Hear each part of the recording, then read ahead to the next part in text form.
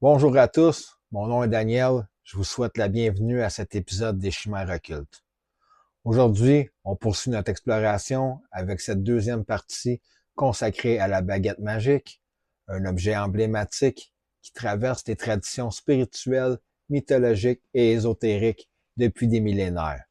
Depuis l'Antiquité, la baguette magique apparaît sous différents noms.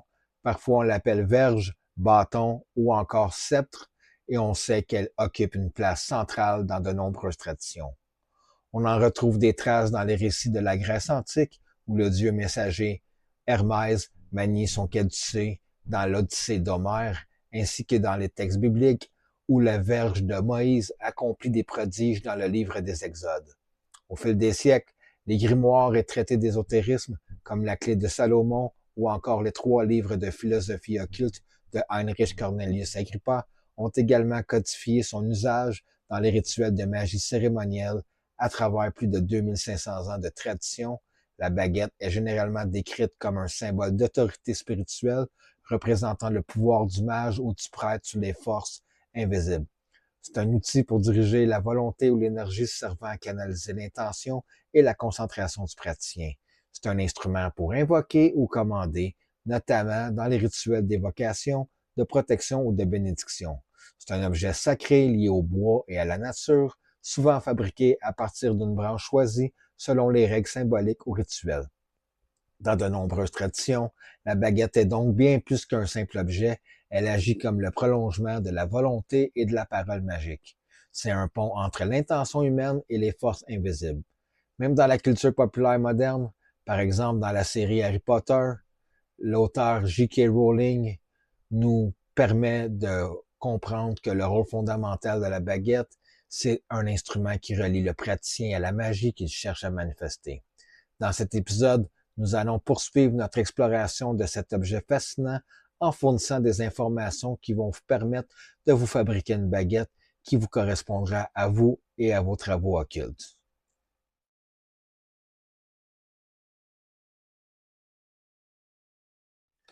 Avant de fabriquer sa propre baguette magique, c'est important de prendre un moment de réflexion sur le type d'intention qui va guider vers la création de l'outil.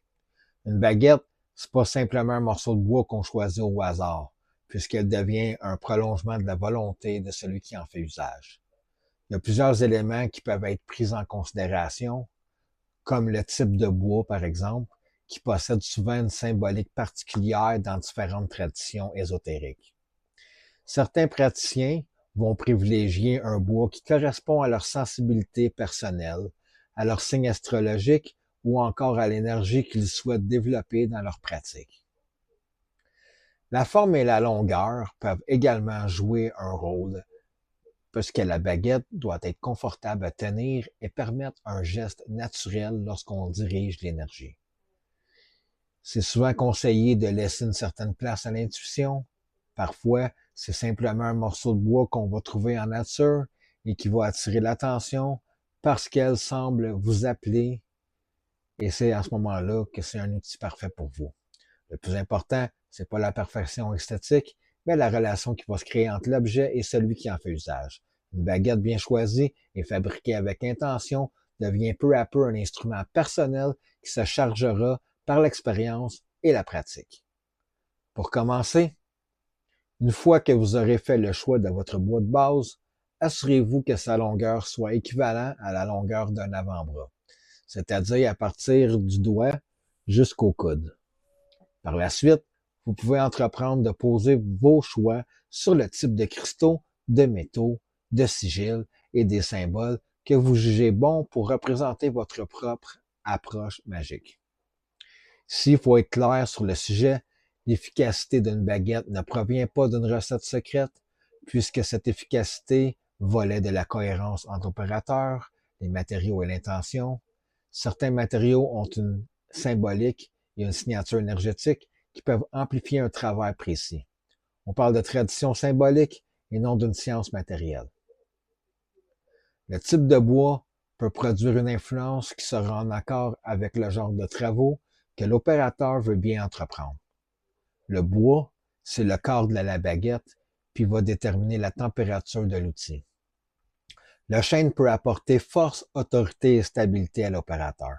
Il s'agit d'un bois qui est très bon pour les travaux de structure, de protection et d'affirmation. Le saule, c'est favorable pour l'intuition, la lune et la magie psychique. Excellent pour la divination, les rêves et le travail subtil. Le noisetier est parfait pour la clarté mentale et la canalisation. Traditionnellement, on l'associe à la recherche de la vérité. L'if, c'est idéal pour la transformation, le passage et la profondeur. C'est intense, mais pas fait pour les débutants. Le frêne est un lien entre les mondes.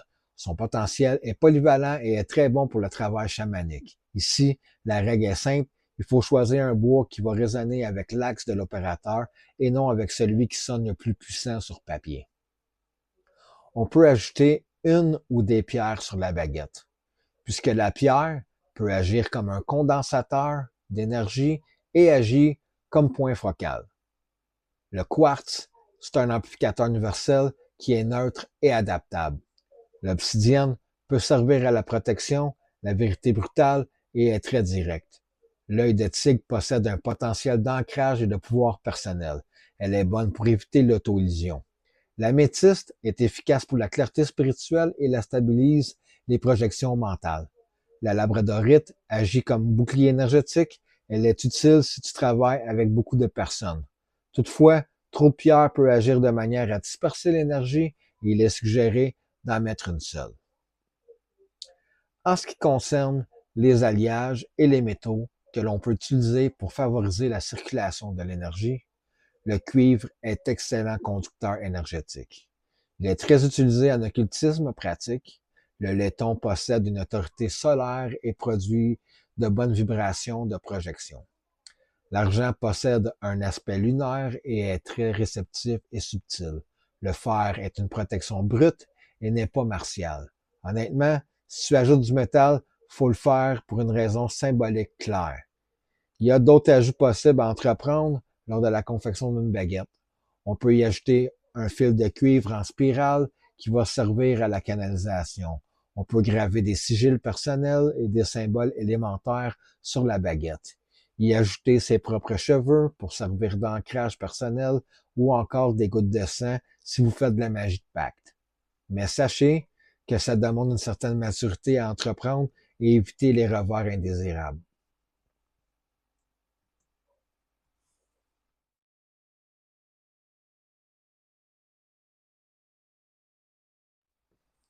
On atteint le point crucial qui consiste à éviter la grande dérive qui est l'auto-hypnose. Comment fait-on pour l'éviter? Pour mesurer les résultats, il faut faire un rituel et observer les changements concrets, éviter de transformer les coïncidences en miracles.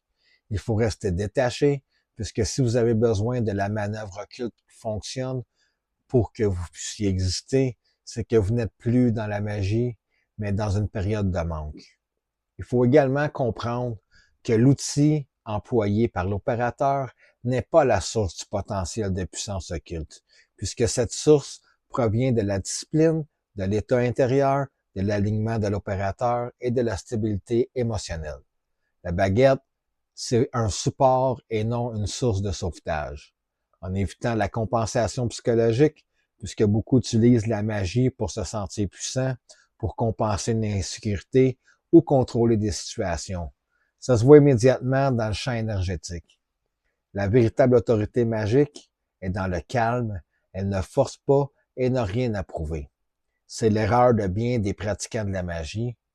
Pour une grande majorité, ils n'ont jamais connu le pouvoir et s'enflent la tête lorsqu'ils obtiennent des résultats concluants. Le pouvoir corrompt et c'est beaucoup plus fréquent qu'on le croit. Ça se voit immédiatement dans le champ énergétique. Une fois encore, c'est important de prendre conscience que la véritable autorité est dans le calme et ne force rien, parce qu'elle n'a rien à prouver. Donc, ce qu'il faut se rappeler, c'est que la baguette magique, c'est un symbole structurant, un amplificateur de volonté, un outil de direction énergétique et un miroir de l'état intérieur.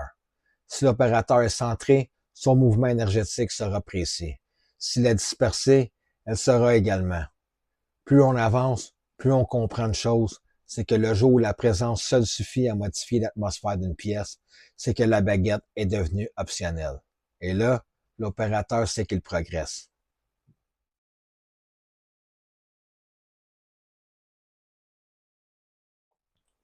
La consécration de la baguette, c'est une étape hyper importante dans le processus de création d'une baguette, parce que c'est l'étape où on octroie un potentiel à la baguette. Mais la consécration ne consiste aucunement à réciter 2 ou 3 phrases en latin pour que ce soit sérieux. Consacrer une baguette, c'est définir sa fonction, c'est l'aligner à l'intention de l'opérateur et l'inscrire dans son champ énergétique. C'est une étape importante qui permet de relier l'opérateur à son instrument de direction d'énergie. Il y a un protocole simple et efficace à suivre pour la rendre opérative. Il y a la purification que l'on fait à l'aide d'encens, d'oliban, de sauge ou de myrrhe. On peut utiliser le sel, une respiration constante avec un objectif de neutraliser toute charge extérieure. La déclaration de l'intention est importante puisque ça définit clairement son rôle. Tu sauras l'extension de ma volonté alignée. C'est pas nécessaire d'avoir des grands discours, juste d'être vrai et authentique pendant sa fabrication et sa consécration. La charge énergétique est importante et peut être faite en employant une respiration profonde, une concentration centrée sur l'axe, la projection volontaire de l'énergie dans l'objet s'établit par la visualisation de l'énergie qui entre dans la baguette. On visualise qu'elle devient chaude, vibrante et vivante. Par la suite, on scelle l'énergie par un geste symbolique tel que le souffle, un traçage de symboles ou un contact frontal ou cardiaque. C'est aussi simple que ça. Pas besoin de théâtre, juste une présence vraie et authentique.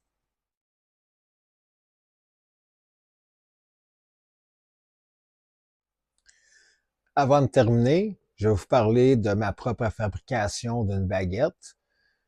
Ici, j'ai pris une baguette comme celle-là que j'ai achetée chez Weekend Trinity à Châteauguay. La raison pourquoi que j'ai acheté 2 baguettes, c'est que je veux faire 2 baguettes différentes. J'ai senti qu'il y avait une connexion avec ce bois-là. Donc, je me suis procuré les 2 baguettes qui sont de la même couleur. La raison pour laquelle j'ai choisi cette couleur-là, c'est qu'elle est en accord avec une certaine divinité que je vais pas nommer parce que je préserve le type de travail que je fais avec ce baguette-là.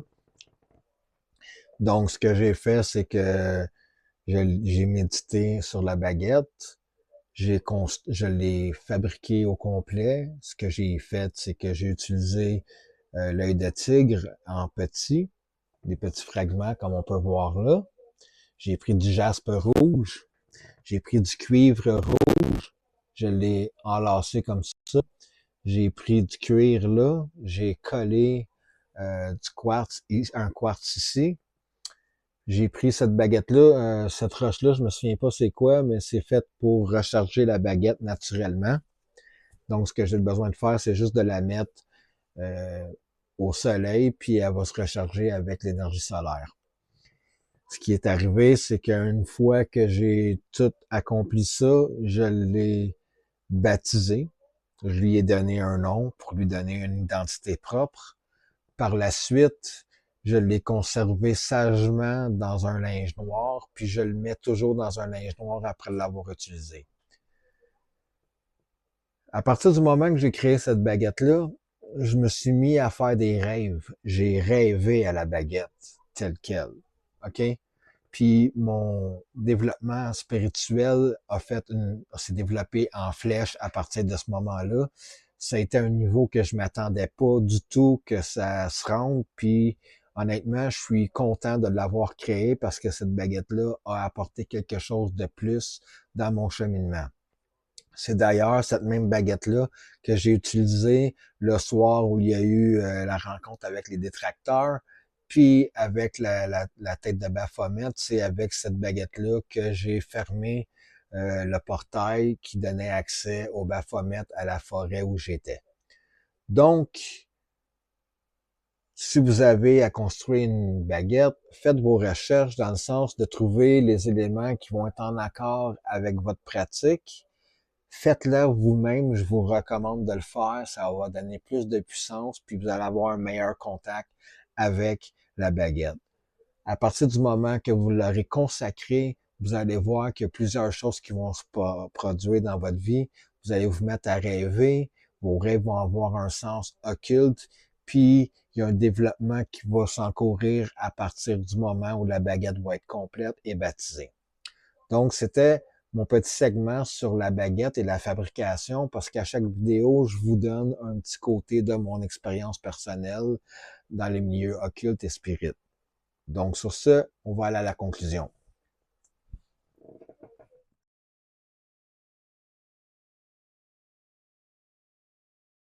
Comme vous pouvez le voir dans l'image présente, il y a une photo avec plusieurs baguettes. C'est juste pour vous montrer la diversité des baguettes. Vous devez y aller selon votre ressenti quand vous allez les fabriquer. Vous n'êtes pas obligé de copier ce que j'ai fait ou ce qui est là. Laissez-vous aller, laissez votre côté créatif opérer, puis justement manifester votre, votre volonté à travers votre travail. Donc, c'était ce que j'avais à dire. Je voulais juste un peu apporter une certaine clarification par rapport à cette photo que je mets là, justement pour vous montrer qu'une baguette peut prendre différentes formes selon le type de travail qu'on fait.